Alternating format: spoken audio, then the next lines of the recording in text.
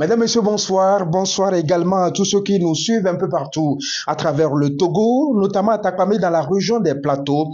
À peu près, c'est à 62 kilomètres de Lomé, la capitale de notre beau pays, le Togo. Je suis très heureux de vous retrouver pour cette nouvelle édition du talk show du spécialiste ce samedi 20 janvier 2024.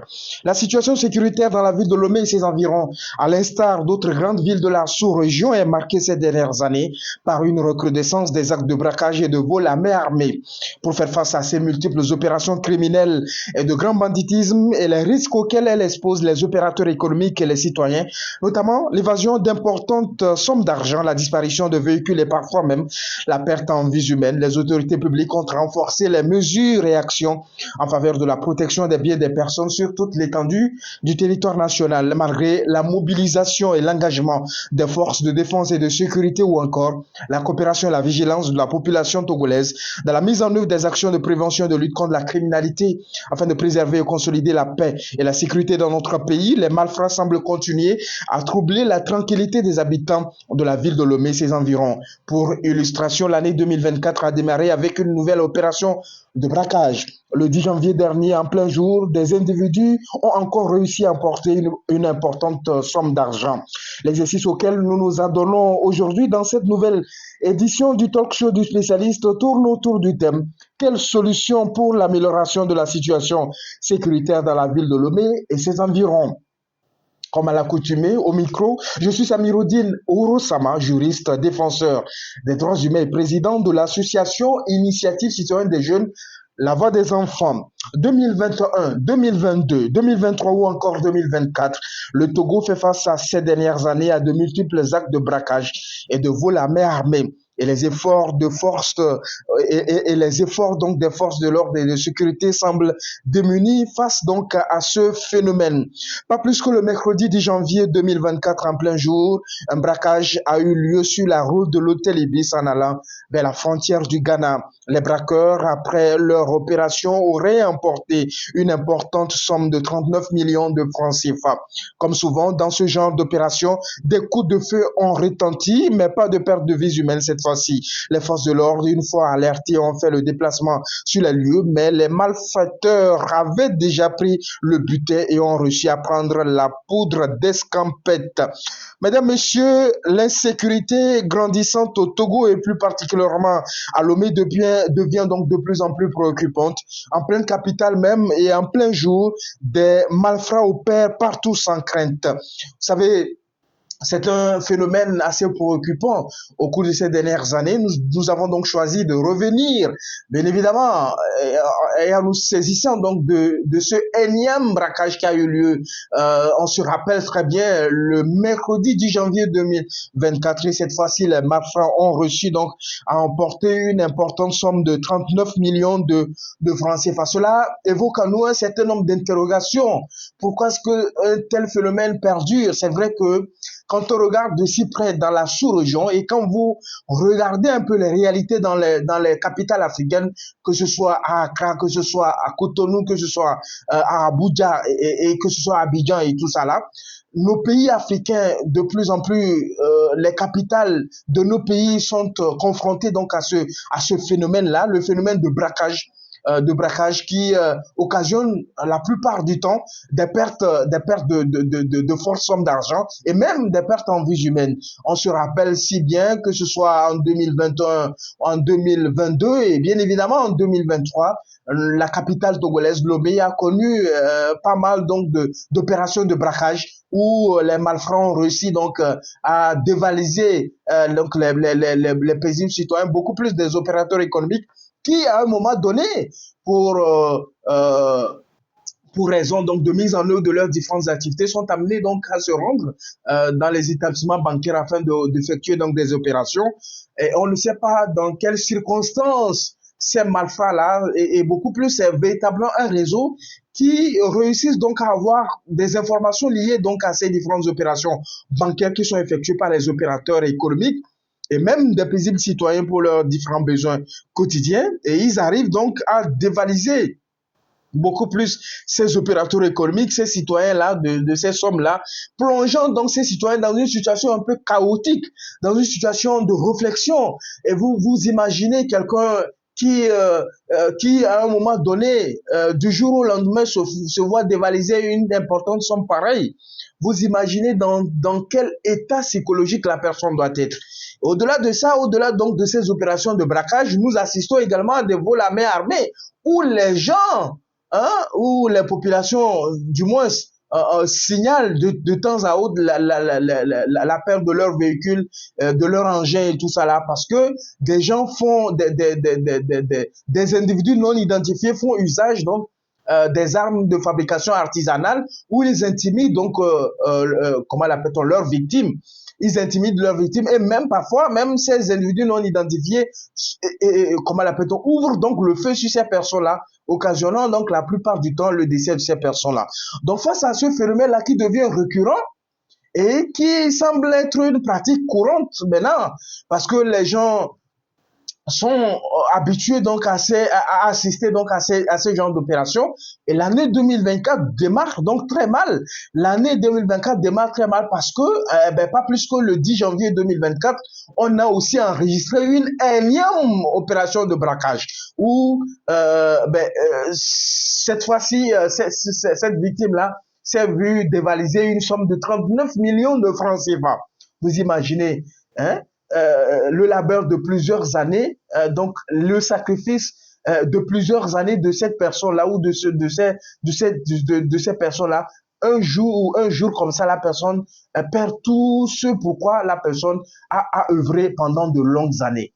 Ça doit nous interpeller en tant que citoyens, ça doit nous interpeller de plus en tant qu'acteurs de la société civile et essayer donc de lancer le débat, essayer donc de nous interroger par rapport à ce phénomène-là. Quelle est la situation donc en termes d'actes de braquage et de vol à main armée donc dans notre pays au cours de ces dernières années? C'est vrai qu'on en enregistre beaucoup. On en enregistre beaucoup et chaque année, on ne fait que revivre les mêmes situations. Et quels sont les efforts pour répondre donc à ce phénomène?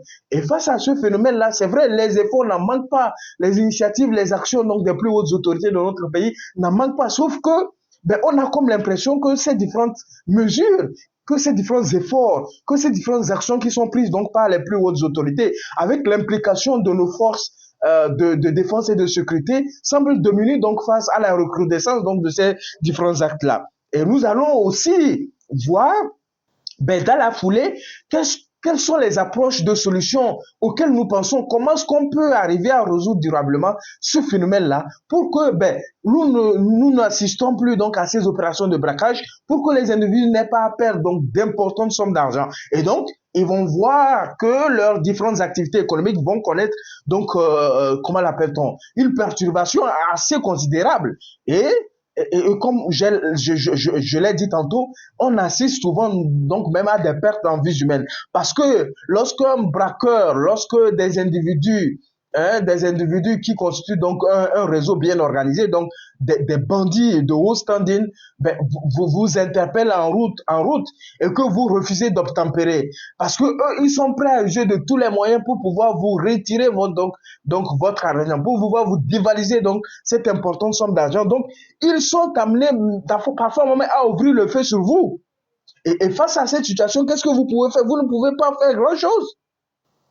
Vous ne pouvez pas faire grand-chose. Vous ne pouvez qu'assister désagréablement donc à cette situation où on va vous dévaliser votre argent. Ou si vous ne faites pas attention même, vous êtes rentré, vous n'allez plus retourner à la maison. Vous êtes sorti, vous n'allez plus rentrer à la maison. Vous n'allez plus rentrer à la maison parce que vous voyez, souvent même ce sont des prêts que ces opérateurs économiques donc contractent au niveau de ces banques-là et la personne se rend à la banque pour retirer, voilà, des individus, des bandits de haut standing, comment l'appelle-t-on, je ne sais pas où est-ce qu'ils arrivent à avoir des informations assez précises et ils arrivent donc à immobiliser donc ces personnes-là et à dévaliser ces personnes-là de ces importantes sommes d'argent.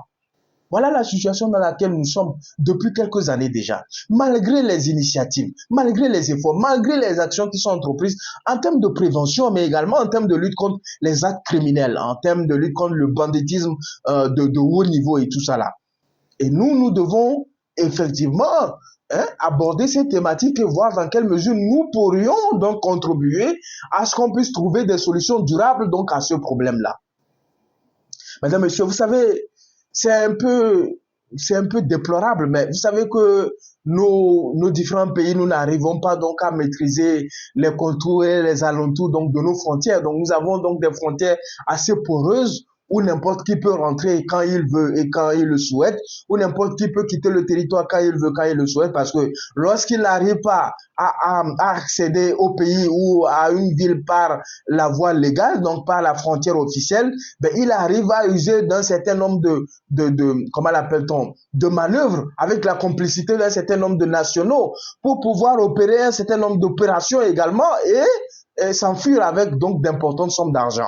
Et fort heureusement, vous savez que nous sommes un peuple bien éduqué. Le Togolais, c'est quelqu'un qui est travailleur, véritablement. Le Togolais, c'est quelqu'un qui est travailleur, qui arrive à se contenter du peu qu'il a véritablement, et travaille à ce que ben, les choses s'améliorent davantage pour lui.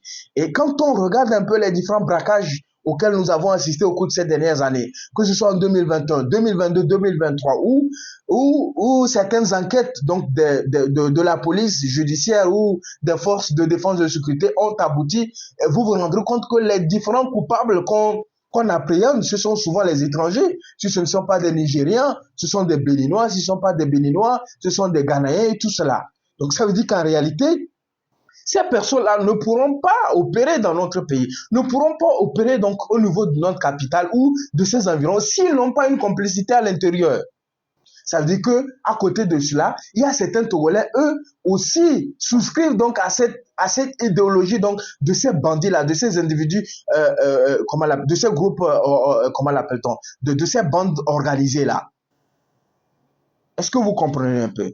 Donc, je pense que la plus grande leçon qu'on devrait retenir, c'est que ces différentes opérations n'impliquent pas forcément les Togolais. Ces différentes opérations n'impliquent pas forcément les Togolais et les Togolaises. Parce qu'en réalité, dans la plupart des cas, qui sont ceux qui sont impliqués dans ces opérations? Ce sont les étrangers. Ce sont les personnes qui viennent chez nous parce que nous avons une certaine hospitalité à les accueillir. Donc, eux profitent de notre hospitalité. Ils profitent de notre bienveillance. Ils profitent de notre, ils profitent de notre gentillesse véritablement. Mesdames, Messieurs, c'est un sujet assez préoccupant. C'est un problème sérieux. C'est une situation assez préoccupante véritablement qui doit nous interpeller parce qu'aujourd'hui, ça peut être une autre personne qui dit que demain, ça peut ne pas être toi. Ça peut être toi également. Ça veut dire qu'en tant que citoyen, en tant que gouvernant, nous devons ensemble réfléchir pour trouver des solutions idoines. Et Dieu seul sait, ce ne sont pas les initiatives qui en manquent. Je me rappelle bien, il fut un temps même, le ministère chargé de la sécurité a organisé même une série de rencontres avec les opérateurs économiques, mais également avec les banques, pour essayer d'adopter un certain nombre d'abord pour essayer donc de nourrir la réflexion, pour lancer donc des réflexions afin de trouver des solutions adéquates qui répondent véritablement à la situation dans laquelle nous nous trouvons véritablement. Et par la suite, des solutions ont été proposées et même les autorités togolaises sont même allées à offrir donc leur coopération, à offrir donc leur accompagnement aux opérateurs économiques. C'est-à-dire que lorsque vous devez retirer une importante somme d'argent au niveau d'une banque, vous devez, comment l'appelle-t-on, vous devez donc coopérer donc avec la police, avec les forces de défense et de sécurité pour qu'on essaie de vous accompagner pour que votre argent puisse être en sécurité. Parce que vous imaginez, quand il y a une certaine insécurité de telle envergure, alors que les autorités togolaises sont en train de travailler pour promouvoir l'investissement, est-ce que les investisseurs viendront dans notre pays si nous n'arrivons pas donc à asseoir véritablement la sécurité, si nous n'arrivons pas donc à garantir de telle sorte que quelqu'un qui quitte d'un point A à un point B peut circuler librement et être en sécurité, quelle que soit la somme dont la personne dispose donc sur lui, véritablement. Ça doit être l'enjeu, véritablement. Ça doit être l'enjeu. Et les autorités doivent durcir donc des mesures. Les autorités doivent donc durcir des mesures pour véritablement répondre donc à ce défi-là. Et à côté donc de ces différentes initiatives et de ces différentes actions qui ont été déployées par les plus hautes autorités de notre pays, vous vous rappelez bien, même les autorités sont allées même à appeler à la vigilance de la population, à l'implication de la population. C'est-à-dire que lorsque vous vous retrouvez dans une localité, vous constatez des faits assez bizarres, vous constatez la présence d'un groupe de personnes, hein, vous constatez donc la présence des étrangers dans votre localité et que leurs différents actes, leurs différents déplacements, comment l'appelle-t-on, paraissent suspects, vous devez déjà donner l'alerte, vous devez déjà donner l'information par rapport à une situation qui prévaut dans votre milieu et par rapport à une situation qui prévaut dans votre localité. Et en ce temps-là, ben, les populations sont appelées donc à la vigilance, à l'implication, à la participation. Et malgré tout cela également, mes chers amis, nous avons assisté donc à ce énième braquage, à cette énième opération de braquage en début de cette année. Juste en début, dans ce mois-ci, en janvier, pour être précis, le 10 janvier. Ça veut dire qu'en réalité, jusqu'alors, les mesures que nous sommes en train d'adopter, malgré cette bonne volonté affichée par les plus hautes autorités de notre pays, malgré les différentes initiatives, malgré les actions qui ont été adoptées dans le temps et qui continuent d'être prises, par les plus hautes autorités et les services sécuritaires de notre pays, nous sommes toujours dans cette situation. Ça veut dire que face à ce problème-là, toutes les mesures, même si cela a contribué à atténuer un peu le phénomène, à atténuer l'ampleur du phénomène, mais nous ne sommes pas arrivés à résoudre ce problème. Parce qu'en réalité, ce problème-là est assez complexe. Ce problème est assez complexe. Vous imaginez, nous sommes pratiquement par exemple, quand vous prenez les pays africains, combien de fois on contrôle l'identité des personnes qui circulent en ville? Combien de fois on contrôle l'identité des personnes? C'est-à-dire que nous n'avons pas cette culture-là de procéder donc au contrôle d'identité. C'est-à-dire même combien de fois on fait comment l'appelle-t-on, des patrouilles en pleine nuit dans les quartiers jugés des points stratégiques de notre pays. Vous imaginez quelqu'un comment l'appelle-t-on, quelqu'un qui se retrouve sur la route de l'hôtel Ibis, vous imaginez vers la plage là-bas, quelqu'un qui se retrouve dans cette zone-là, qui est très animé d'ailleurs, et qui conduit vers la frontière que nous avons avec le Ghana, quelqu'un qui se retrouve sur cette partie donc de notre ville Lomé et qui arrive donc à dévaliser donc une personne, à dévaliser, à emporter une importante somme, et il rentre dans la nature comme ça. On n'arrive véritablement pas à mettre la main sur lui. C'est vrai qu'il y a certaines enquêtes qu'on ouvre, on arrive à mettre la main sur un certain nombre de braqueurs. Il en est arrivé. Et je pense que c'est l'occasion de féliciter les efforts qui sont déployés par les forces de sécurité de défense. Avec la coopération policière que nous avons, entre nos différents États dans la sous-région, nous arrivons à mettre la main sur un certain nombre de personnes qui sont recherchées d'ailleurs pour des faits de braquage, pour des opérations de braquage qu'ils ont eu à opérer à un moment donné. Voilà. Voilà, c'est-à-dire que combien de fois on contrôle l'identité des personnes? Les étrangers circulent dans notre pays comme si de rien n'était. Les étrangers peuvent se balader dans notre capitale. Combien de fois on procède? Allez, faites-y un tour dans les pays occidentaux. Vous vous rendrez compte que vous ne pouvez pas faire une longue distance sans qu'on ne procède au contrôle de votre identité. Parce qu'ils doivent s'assurer que vous êtes une personne fiable. Parce qu'ils doivent s'assurer que vous n'êtes pas un danger pour la société, donc de leur pays. Combien de fois nous procédons à cela? Au nom de cette liberté de personnes et de biens au niveau de l'espace communautaire, nous ne pouvons pas permettre à ce que des gens à qui nous avons ouvert nos portes viennent s'aimer comment l'appelle-t-on, viennent s'aimer donc comment l'appelle-t-on, des malheurs donc dans le cœur donc des citoyens, des opérateurs économiques, viennent mettre en mal tous les efforts que nous déployons depuis plusieurs années, hein, tous les efforts que les autorités sont en train d'engranger pour faire de notre pays donc un pays de destination, pour faire de notre pays un pays où il fait bon à investir. Nous ne pouvons pas permettre cela. Nous ne pouvons pas permettre au nom d'une certaine hospitalité, au nom d'une certaine générosité, au nom d'une certaine gentillesse, parce que nous sommes un pays ouvert, nous sommes un pays qui accueille tout le monde. Nous ne pouvons pas permettre que des gens profitent de cela pour venir s'aimer de la pagaille.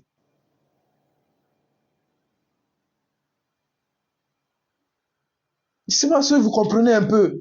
C'est-à-dire que nous ne pouvons pas permettre à ce que des gens, c'est-à-dire que il suffit de vous coucher, vous vous réveillez un matin, vous apprenez que ben, un véhicule a été volé quelque part, une moto a été volée quelque part. Mais quand même, qu'est-ce qui se passe véritablement? Il suffit de se relever, vous allez voir sur les réseaux sociaux, on vient de voler une moto quelque part, on vient de voler une voiture quelque part. Mais ça doit véritablement vous interpeller en tant que population d'abord. Parce que nous avons pris l'habitude, lorsqu'il y a un problème, on ne voit que les autorités, on ne voit que ceux qui nous... Mais qu'est-ce que nous faisons d'abord pour participer à cette lutte? Qu'est-ce que nous faisons pour participer à cette prévention? Si nous-mêmes, nous ne sommes pas capables de jouer le rôle de veille citoyenne au niveau de nos localités, lorsque nous constatons des mouvements irréguliers, lorsque nous constatons des mouvements un peu suspects, lorsque nous constatons la présence d'un groupe de personnes dans un lieu précis, qu'est-ce que nous faisons en tant que citoyens, en tant que patriotes? Qu'est-ce que nous devons faire pour pouvoir véritablement participer à la prévention, à la lutte contre la criminalité, pour pouvoir consolider, préserver, consolider la paix qui y règne? Qu'est-ce que nous faisons véritablement? Nous devons nous remettre en cause en tant que citoyens. Nous devons nous remettre en cause en tant que gouvernants. Nous devons nous remettre en cause en tant que testament financier, en tant qu'opérateur économique.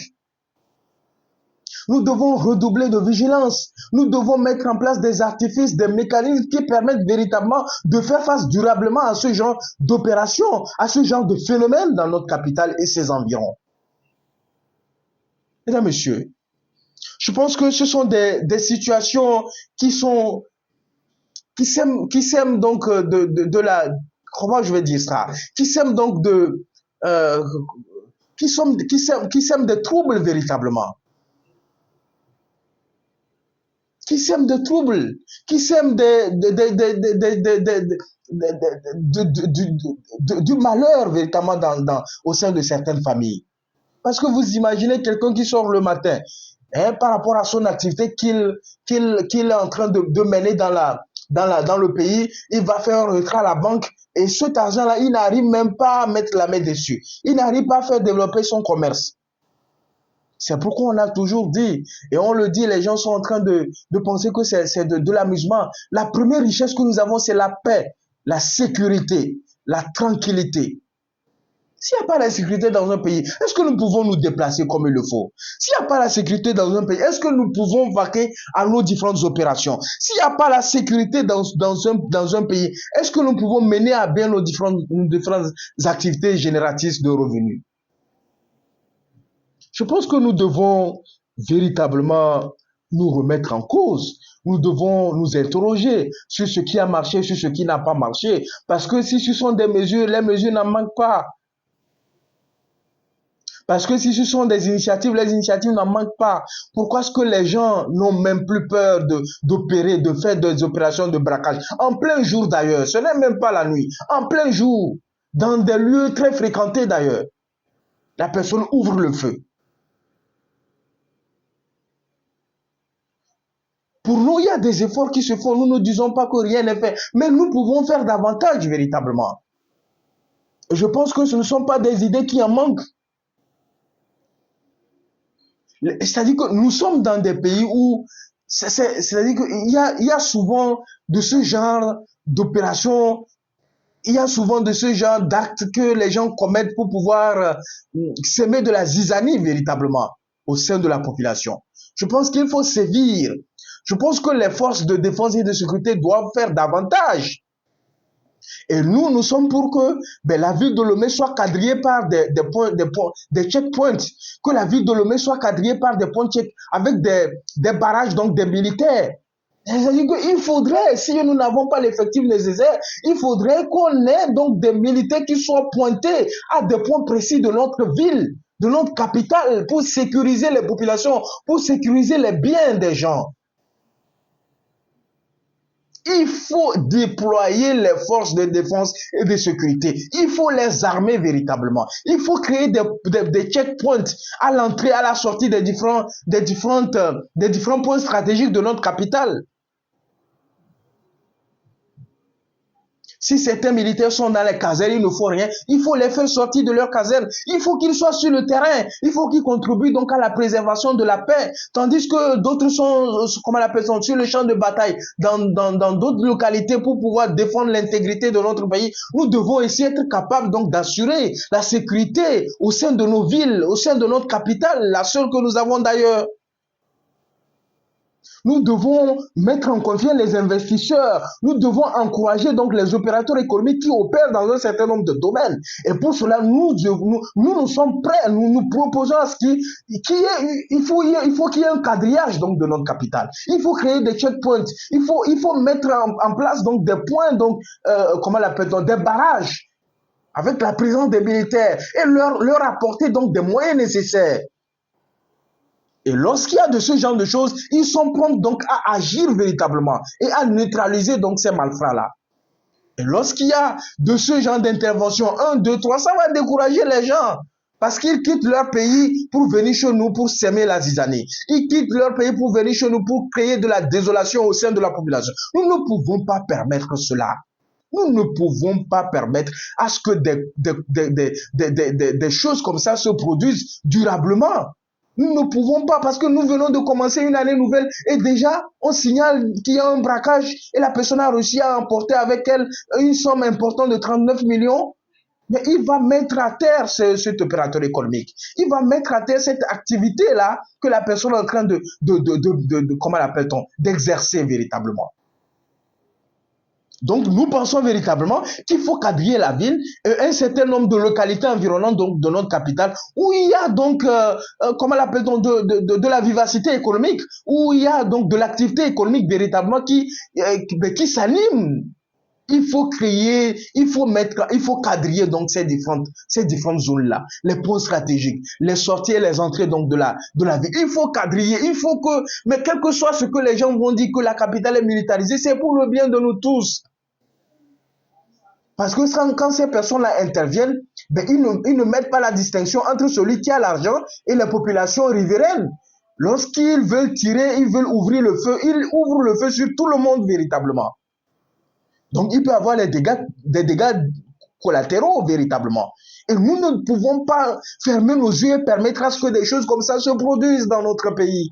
Et également dans notre capitale, la capitale économique, celle qui regorge un certain nombre d'activités, la présence des banques, la présence des représentations internationales, la présence d'organisations internationales, la présence donc des ambassades, la présence, tout ce que vous connaissez. Tout est ici à Lomé, tout est dans la capitale. Mais nous ne pouvons pas nous taire. Et l'une des mesures, nous pensons véritablement, il faut militariser nos villes. Il faut militariser la capitale. Il faut créer des checkpoints. Il faut quadriller la ville avec la présence effective des militaires en leur donnant des moyens adéquats véritablement pour faire face à l'ennemi. Parce que l'ennemi aussi ne blague pas. Il s'arme véritablement. Il est prêt à ouvrir le feu.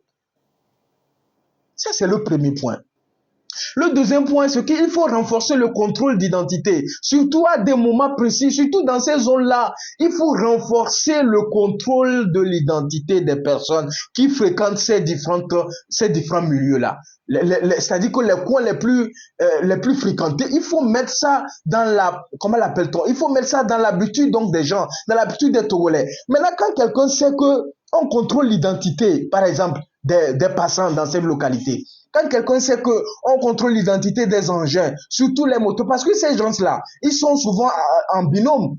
Si ils ne sont pas en binôme, ils sont dans un petit groupe, ils sont sur des motos. Parce qu'avec la moto, c'est facile donc de rentrer dans les petits coins et puis s'en sortir.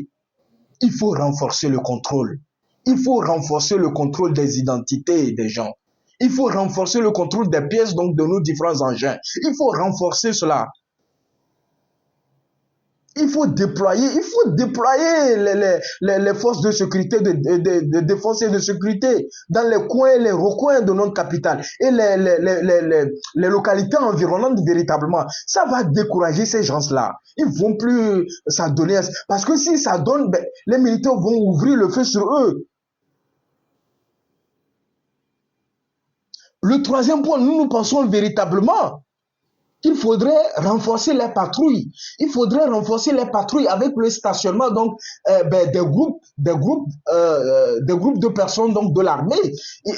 C'est-à-dire qu'il faut renforcer au lieu que ces gens-là se stationnent devant des services, mais il faut les déployer dans la ville. Il faut qu'ils circulent tout au long de toute la nuit au niveau donc de la capitale.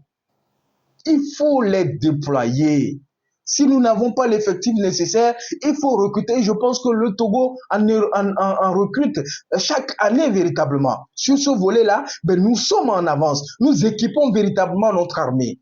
Et ça, c'est une préoccupation du chef de l'État. Au cours de ces dernières années, il y a eu énormément d'efforts pour moderniser nos forces de défense et de sécurité. Il faut qu'on les voit à l'œuvre véritablement. Il faut qu'on les déploie. Il faut qu'ils sortent. Il faut qu'ils aillent sur le terrain. Il faut qu'ils sortent de leur caserne. Je pense que c'est important de renforcer les patrouilles dans ces localités-là. Renforcer, c'est-à-dire qu'il faut vraiment patrouiller, il faut renforcer. Il y a des choses qui se font et la patrouille, ça se fait. Nous n'en disconvenons pas. Nous n'en disconvenons pas, mais il faudrait renforcer cela. Il faudrait multiplier. Si c'était 2 patrouilles, il faut multiplier ça par 4. C'est-à-dire qu'il faut qu'on donne vraiment de fil à retordre à ces malfrats-là, à ces individus non identifiés qui viennent semer le désordre dans notre capitale et dans les localités environnantes.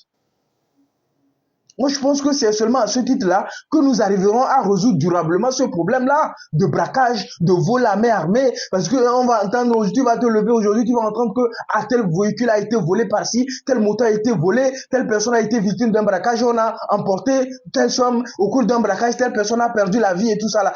Mais jusqu'à quand? Jusqu'à quand on aura toujours à vivre ces événements-là? Jusqu'à quand?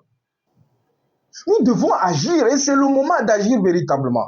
Parce que notre pays est résolument engagé donc comment l'appelle-t-on, à renforcer la sécurité.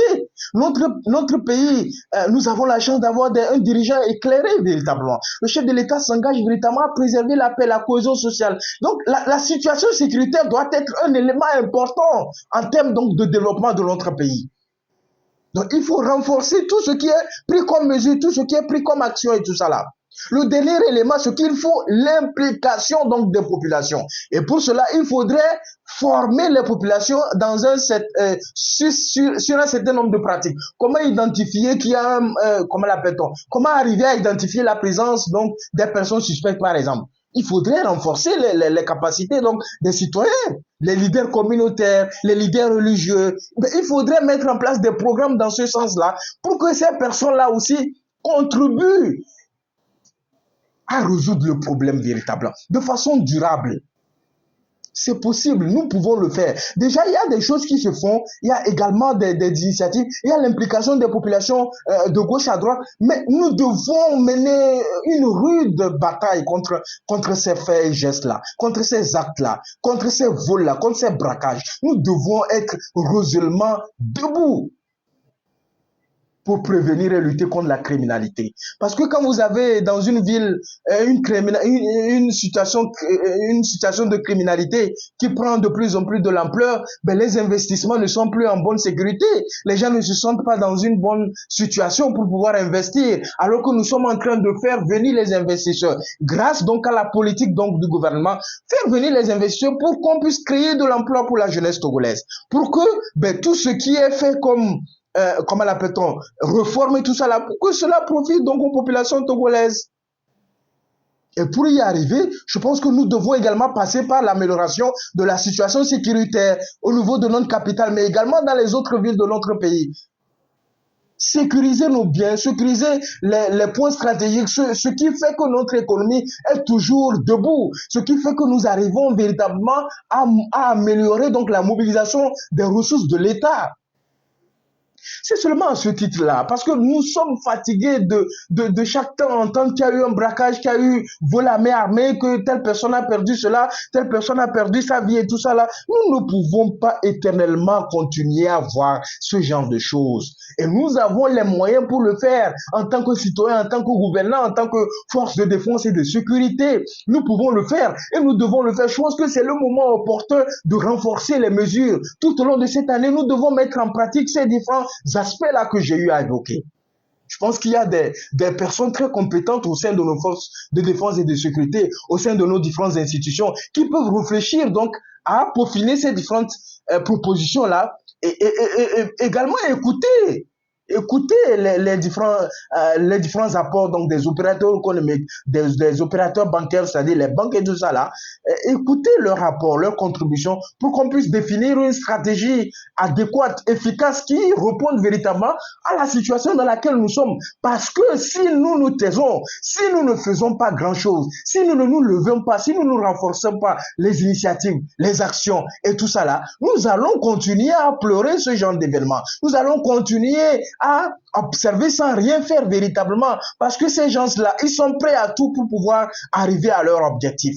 Et nous ne devons pas leur permettre à ce qu'ils transforment notre capitale, qu'ils transforment les localités environnantes, donc de Lomé, à des scènes de braquage. Nous ne pouvons pas leur permettre à ce qu'ils continuent par dévaliser les paisibles citoyens, les opérateurs économiques. Nous ne pouvons pas leur permettre à ce qu'ils continuent par voler des véhicules, à voler les motos. Nous ne pouvons pas permettre cela. Et nous devons nous lever, nous engager et que cela se ressente véritablement dans les différentes initiatives que nous aurons à prendre dans ce sens-là.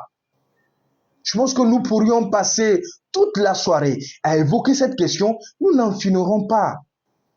Nous devons agir, nous devons agir, nous devons agir et de façon prompte, nous devons agir de façon efficace. Nous pouvons le faire, nous avons les moyens de le faire. Il suffit d'avoir une certaine volonté et nous sommes convaincus qu'au sommet de l'État, il y a une certaine volonté politique. Nous pouvons résoudre ce problème-là de façon durable. Mesdames, Messieurs, je pense que nous avons eu le temps d'explorer donc ces différents aspects-là liés à ce phénomène-là qui perdure malheureusement, qui ne nous avantage pas. Qui ne fait pas donc notre publicité, qui ne participe pas donc à promouvoir comment l'appelle-t-on, l'investissement que nous voulons véritablement pour mettre en œuvre un certain nombre de projets qui tiennent à cœur donc au gouvernement, qui tiennent à cœur donc aux populations, afin que cela puisse se répercuter sur la condition de vie donc des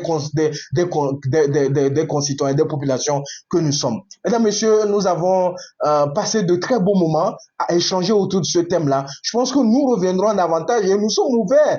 C'est-à-dire que nous pourrions débattre véritablement sur ce que nous pouvons et nous devons faire pour finir une fois de bon avec ces actes-là de braquage et de vol à main armée dans la capitale togolaise et un peu partout dans les différentes localités environnantes. Comme j'ai toujours l'habitude de le dire, c'est quand on énonce le débat, c'est quand il y a le débat que les idées novatrices, que des propositions pour pouvoir améliorer ce qui se fait déjà peuvent se faire véritablement. Si nous ne discutons pas, si nous ne lançons pas des sujets de débat pour débattre véritablement, comment pourrions-nous améliorer ce qui se fait? Parce que ce qui se fait, c'est déjà grand chose, c'est déjà bien ce qui se fait véritablement. Mais nous pouvons faire davantage, nous pouvons améliorer ce qui se fait sur le plan donc sécuritaire, sur le plan donc comment l'appelle-t-on, de la prévention et de la lutte contre la criminalité au niveau de notre capitale et dans les différentes localités de notre pays, le Togo. Parce que le pays nous tient à cœur et nous devons nous lever comme un seul homme pour faire face à ce phénomène-là. Mesdames, Messieurs, tout en espérant donc avoir été donc à la hauteur de vos attentes, comme j'ai toujours l'habitude de le dire, nous sommes ouverts à vos contributions, à vos apports pour qu'on puisse véritablement résoudre ce problème-là une fois de bon, tout en espérant donc vous retrouver si Dieu le veut. Et je pense que Dieu le voudra la semaine prochaine. Je vous souhaite de passer une très belle soirée. À très bientôt. Au revoir.